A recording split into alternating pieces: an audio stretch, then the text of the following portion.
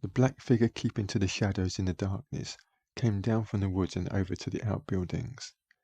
There, for a moment or three, by the corner of the black pitched roof barn, it stood looking out towards the yard and particularly to the cottage, looking for any signs of life. Not an animal stirred, and the confidence of the figure grew. With a final check that it was unobserved, it then slowly and silently crept round to the cottage garden's tall, overtopped metal gateway in the high, well-weathered wall. The figure, unfamiliar with the gate, took a moment to get acquainted with it, before, gently, the slim hand felt the latch lever and depressed it. The latch lifted and, with a slow, gentle push, the gate swung open into the garden.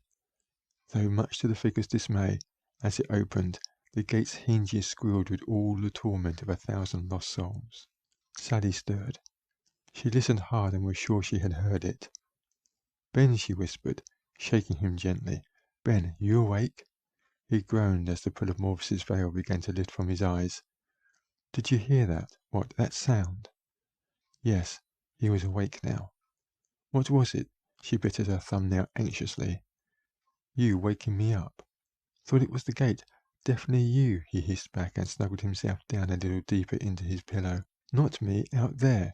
She pointed towards the foot of the bed, which, in the darkness, she couldn't even see. "I'm sure I heard the gate." "Maybe I didn't shut it properly," he replied, desperately trying to drift away, back to his happy dream. "It's probably only the wind," he added helpfully, he felt. "Go and see, why don't you?" "Why me?" He turned to her. "'Cause you're the man. What happened to all this women's lib all of a sudden?" "Will you go or what?" she whispered strongly, pushing him to get out of the bed, as he reluctantly forced himself to get up. "You staying there, I take it?" He pulled on his robe as she nodded. Navigating past a couple of boxes still to be unpacked, he crossed to the tall vintage wardrobe and from the depths behind the winter coats took out his beloved cricket bat, as Sally watched nervously. He practiced a rather half-hearted over-the-shoulder clubbing with the flat face twice, as he still didn't believe there was anything to be worried about. Then once he'd felt happy with his grip, he left her sitting up in the bed, enveloped by the dark.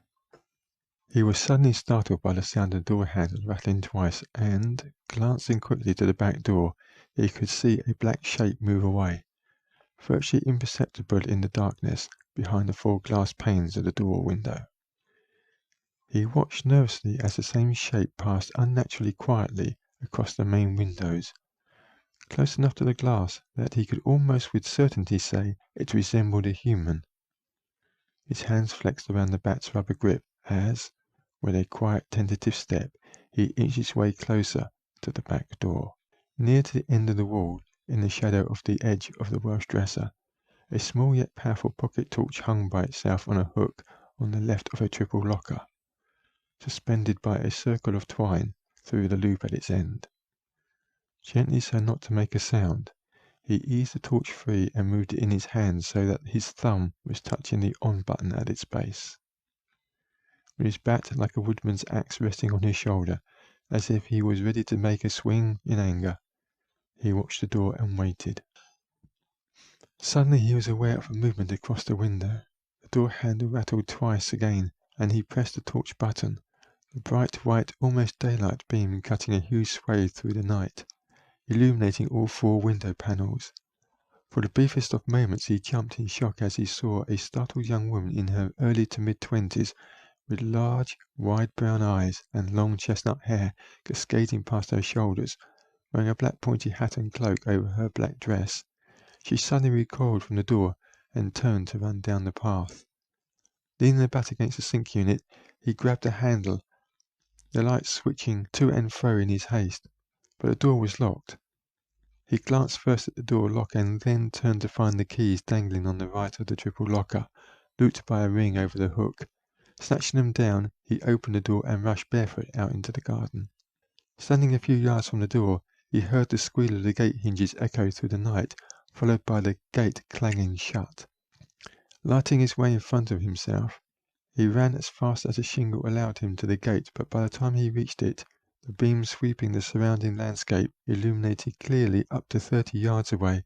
There was no sign of her anywhere.